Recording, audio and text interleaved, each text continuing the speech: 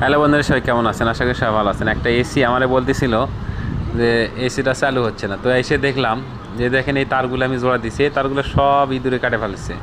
ইঁদুরে সব তার কাটে ফেলার কারণে এসিটা অন হচ্ছিল না। তো যাই হোক, তারগুলো কাটায় সবগুলো জোড়া দিলাম, দেওয়ার পরে আমি দেখতেছি এখন এসিটা অন করলাম, অন হয়েছে অলরেডি।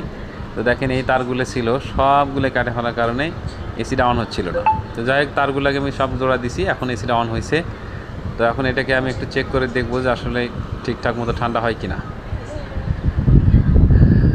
তো যে যেখান থেকে আসেন সবাইকে বলবো, নতুন হলে অবশ্যই চ্যানেলকে সাবস্ক্রাইব করে দিবেন। সাবস্ক্রাইব করে দিয়ে থাকলে অসংখ্য ধন্যবাদ আপনাকে। তো আমি দেখেন এই যে কম্প্রেসার চালু হয়ে গেছে অলরেডি।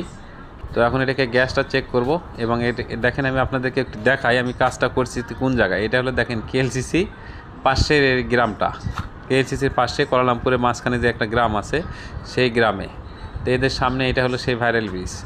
অবশ্যই কেমন লাগলো কমেন্টে বলবেন, নতুন হলে ফলো দিবেন। ধন্যবাদ সবাইকে, দেখা হবে অন্য কোনো ভিডিওতে। সাবস্ক্রাইব করতে ভুলবেন না।